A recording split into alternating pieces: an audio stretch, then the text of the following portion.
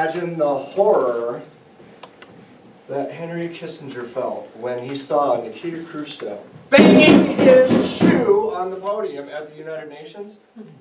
Dude, like, how do you resolve conflict like that? That was serious. Everyone faces conflict, right?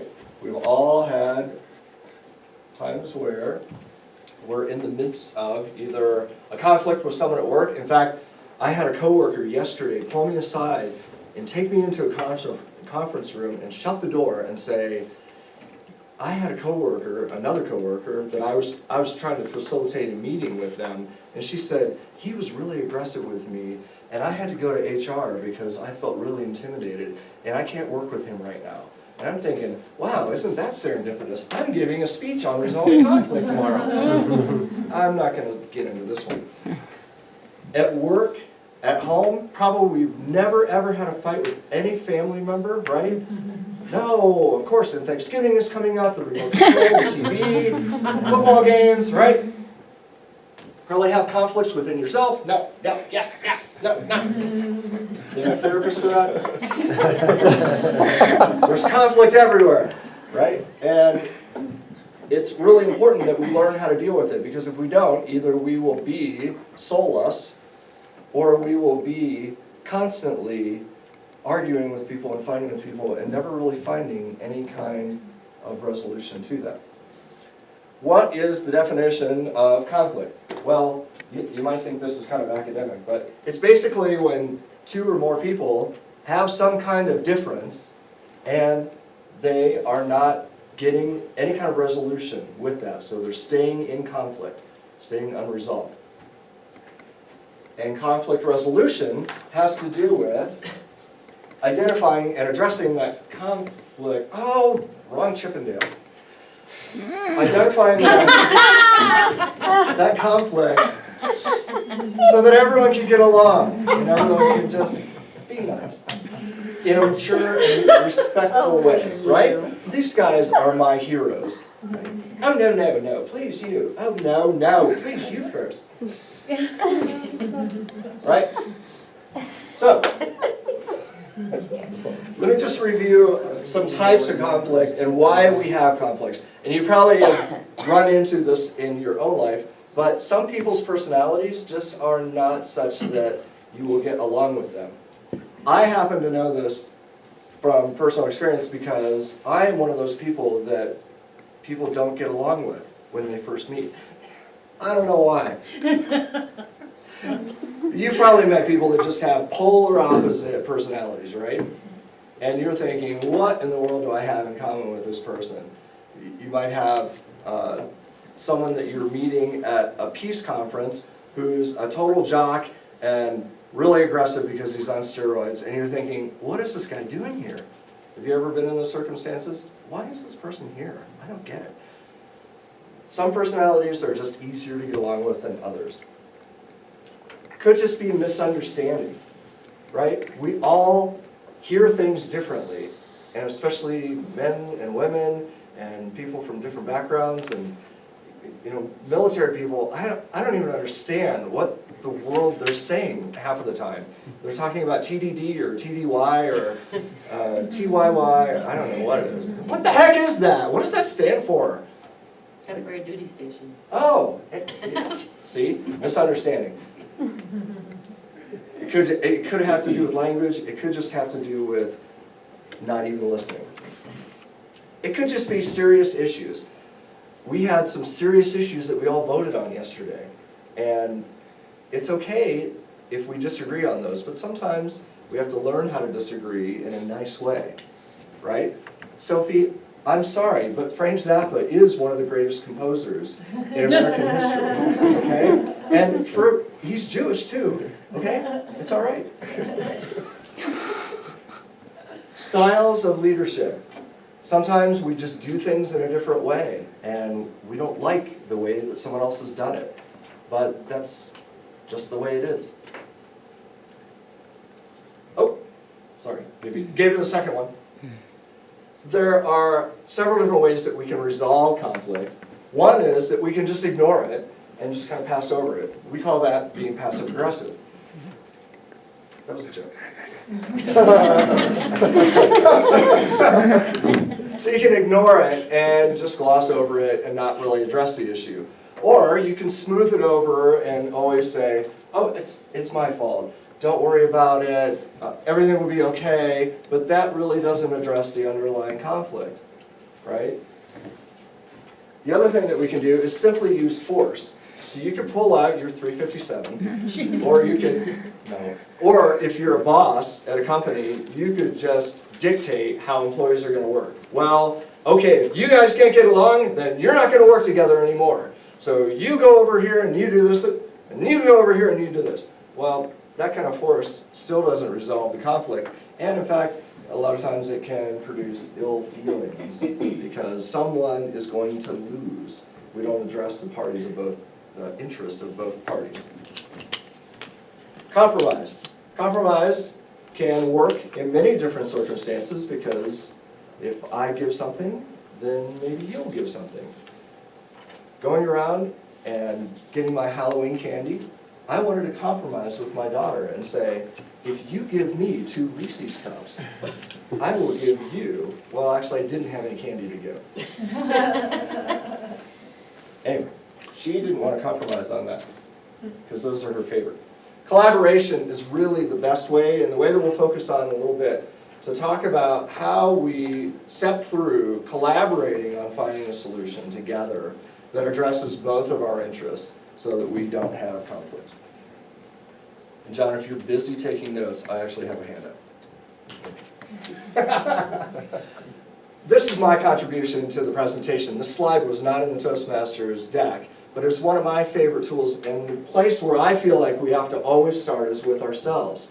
Where are we in the way that we're feeling about the conflict or about our attitude toward the conflict? Because if we don't have ourselves in a center position, it's going to be very difficult for us to resolve the conflict with someone else because emotions run high. This chart is, it may seem a little bit confusing, but it's really, really simple. All right? This is whether you are opposing or accepting one of these 3 things. All right? And this is the output. So if you're opposing facts, you will probably be resentful about that. So if you say, I'm not happy with my review that I got at the end of the year with my boss, and I'm not going to accept that review, and I'm going to fight and I'm going to argue, and if they won't listen anymore, then I'm just going to be mad about it. You can be resentful for a long time if you oppose the facts. If you accept the facts, okay, I got a review that I wasn't happy with, I know what I need to do in order to get a better review. Even if I don't agree with what my boss said, I'm going to accept the fact that I got this review and I'm going to move on. You can be at peace, right? If you oppose possibilities, then you may be resigned. Well, it's just going to be like this anyway. Nothing's going to change. These people are always going to be this way. It's just going to be awful. But I'll go anyway. So you can be in resignation if you're opposing possibilities. However, if you accept possibilities that change is possible and that things might be different, you will be ambitious. And ambition is a great place to be. If you oppose the unknown, you will probably be anxious. I don't know what's going to happen with the election. Will Hickenlooper win, or will that other guy win? I don't think I can come to the meeting this morning because I'm just too worked up about it. Right? If you accept the unknown, you will be in wonder. Well, I wonder what will happen if Hickenlooper actually gets a second term. I wonder what will happen if my boss gets fired today. Where are you in this grid before you start, in a sense, negotiating through your conflict? If you are in the opposing realm and in resentment, resignation, and anxiety, you're probably not going to be in a very good frame of mind to listen to the other person. And you're probably not going to be in a very good position yourself to know what you want and to be able to make good decisions about what you're willing to give up and what you're willing to accept. So my encouragement would be, try to accept the facts of where you are in the conflict. Okay, we have a serious conflict here. Sophie thinks that Copland is the greatest composer ever lived, and I think it's Frank Zappa, right? I'm okay with that, but I need to be ambitious about changing her mind. I'm going to believe, and I'm going to actually present some wonder in myself of what could change in her life if she actually accepted that Frank Zappa was the greatest American composer. Right? So start there, start with yourself. You can use that in several different circumstances. All right, a word of caution about collaboration. When there is conflict, there is usually emotion, right? And that chart is a good way to kind of step back from emotion and really see where you are. Don't allow emotion to control and consume the conversation with parties, because if you just talk about how angry you are or how frustrated you are or how the other person is wrong, by focusing on blame, it won't be a real productive conversation. Always try and be respectful that people have their feelings and their opinions, and that's okay. They're allowed to have those. And that if any slight has happened in the past, you don't need to bring that up. Nobody's keeping score, and it doesn't really matter, because what matters is right now. What are we going to do right now? And how are we going to forge a different path moving forward? Right? Blaming, accusation is probably not real helpful. All right, this is my favorite picture in the entire presentation. Finding the root cause is your first step in collaborating and coming up with a solution, right? And part of finding the root cause is really talking about what happened, okay? Why do we have this conflict? Nikita Khrushchev is banging his shoe on the podium at the UN. This has gone on way too long. I'm sure Henry Kissinger sat down with him and said, Nikita, please, we're going to have to sit down and work this out. I understand we have big differences, and we both know that capitalism and communism are really at odds with one another. But we're going to have to figure this out, because if we have another nuclear bomb go off, it's not going to be good. Right? Find the root cause. Sometimes those root causes will be different than what you think. It could be an underlying issue, like we talked about. It could be that personality. Explore those things and say, you know, I just think, Jason, it's just you and I are kind of different. And I grew up different than you. I'm corn-fed from Ohio. And That's the problem. I know. I know. You know, I like buttering my bread on the bottom. You like buttering your bread on the top. Can't we just all get along? Find the root cause. Explore that. Don't be afraid to talk about that. And it's okay if things are different. Okay? Allow all parties to speak. Don't dominate the conversation. Don't feel like you've got to get every point in. Listen to the other party. Find out what he or she thinks. Okay? Encourage everyone else to listen. A lot of times, if you're in the middle of a multi-party conversation about resolving conflict, there could be an instance where someone's dominating the conversation. You just have to say, I'm sorry, Brian, can you please, I really understand what you're saying here, and I got your point, but I want to hear more from Brian. Not you, Brian, that Brian. All right? Identify those areas of disagreement. Figure out what it is people want. Okay? More importantly, identify the areas of agreement.